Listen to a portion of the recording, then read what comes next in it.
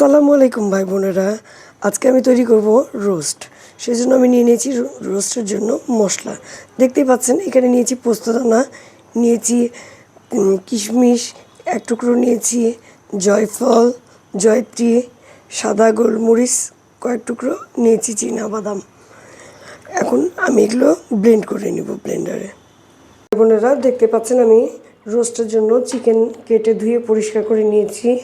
এখন আমি এতে দিয়ে দেব পরিমাণ মতো জাফরানি রং। জাফরানি রংটা দিলে দেখতে ভালো লাগে, সেজন্য আমি দিয়ে দিলাম জাফরানি রং।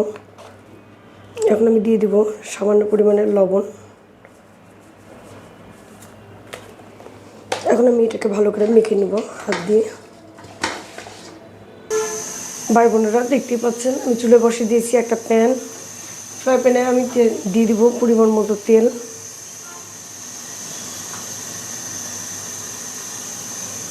রোস্ট ভাজবো আমি, সেই জন্য যতটা তেল প্রয়োজন ততটাই দিয়ে দিব।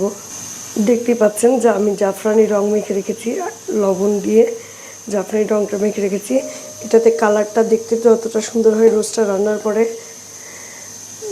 আর পুরোপুরিটা বিয়েবাড়ির টেস্ট আসে।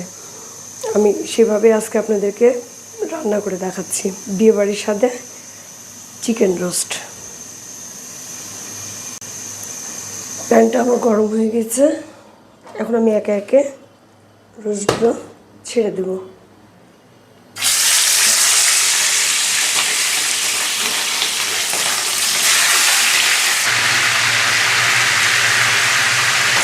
আমি উল্টে এপিট ভালো করে ভেজে নেব। দেখেন ভাজতে কালারটা কত সুন্দর দেখাচ্ছে।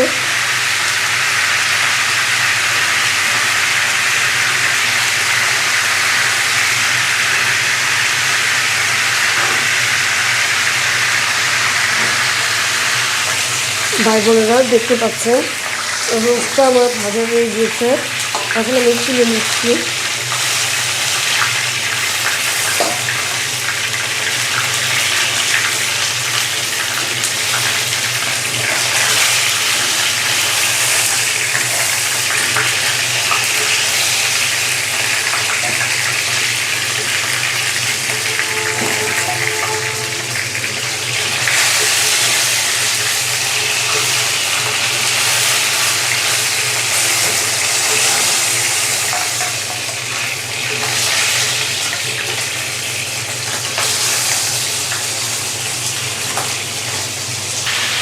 বাকি যে চিকেনগুলো ছিল সেগুলো আমি আবার ভাজার জন্য দিয়ে দিলাম। রোস্ট ভাজা আমার কমপ্লিট। আমি এখন একে একে সবগুলো তুলে নিব। ভাই বোনেরা রোস্টটা ভাজা আমার পুরোপুরি কমপ্লিট। এখন আমি চুলে বসে দিয়েছি একটা পাত্র। এখন আমি তৈরি করব রোস্টের মশলাটা। বোনেরা দেখতে পাচ্ছেন এখানে আমি পেঁয়াজ বাটা, তারপর যে বাদামের পেস্টটা তৈরি করা দেখিয়েছিলাম সেই পেস্টটা, টক দই সব কিছু একসাথে মিক্সড করে নিয়েছি। দিয়েছি মরিচের গুঁড়ো, লবণ স্বাদ মতো, আদা রসুন জিরে পেস্ট সব কিছু দিয়ে একসাথে এটাকে আমি ভালো করে এখন মিক্সড করে নিব। ভাই বোনেরা দেখতে পাচ্ছেন চুলের উপরে আমি তেল দিয়ে সে পাত্রটার মধ্যে পেঁয়াজটা ভেজে নিচ্ছি রোস্টের জন্য। এখানে আমি এখানে প্রথমে এখান থেকে অর্ধেক ভেজে বেরেস্তাটা তুলে নিব, আর বাকিটা দিয়ে আমি রোস্ট রান্না করব। দেখতে পাচ্ছেন ভাই বোনেরা এখন আমি মশলাটা পুরোপুরি ঢেলে দিলাম। এখন আমি এটাকে কষাবো। ভাই বোনেরা দেখতেই পাচ্ছেন আমি মশলাটা এখন ভালো করে কষিয়ে নিচ্ছি। এই রোস্টের মশলাটা যত বেশি কষাবেন ততই রোস্টের টেস্টটা বেড়ে যাবে। দেখতে পাচ্ছেন এটা উপরে উঠে এসেছে, মানে আমার মশলা পুরোপুরি কষানো কমপ্লিট। এখন আমি সেই ভেজে রাখা রোস্টগুলো দিয়ে দিচ্ছি। এখন আমি রোস্টটাকে ভালো করে কষিয়ে নিব। ভাই বোনেরা দেখতে পাচ্ছেন রোস্টটা আমার কষানো হয়ে গিয়েছে। এখন আমি দিয়ে দিব সেদ্ধ হওয়ার জন্য পানি। দিয়ে দিলাম পানি। এখন আমি এটাকে একটু নাড়া দিয়ে ঢেকে রেখে দেব। দেখতে পাচ্ছেন এটা আমি সেদ্ধ হওয়ার জন্য পানি দিয়ে দিয়েছি। এখন আমি ঢাকনা দিয়ে ঢেকে রেখে দেব সিদ্ধ হওয়া পর্যন্ত অপেক্ষা করব। ফিরে আসছি সিদ্ধ হওয়ার পরে। ভাই বোনেরা দেখতে পাচ্ছেন আমি এখন দিয়ে দিচ্ছি বেশ কয়েকটা কাঁচামরিচ, আর দিয়ে দেব দুধ, লিকুইড দুধ। এটাতে স্বাদটা বেড়ে যায়। এখন আমি একটু নাড়া দিয়ে নেব।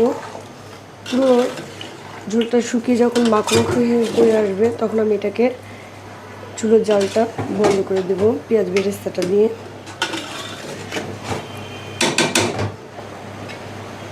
ঢাকনা দিয়ে ঢেকে রেখে দেবো।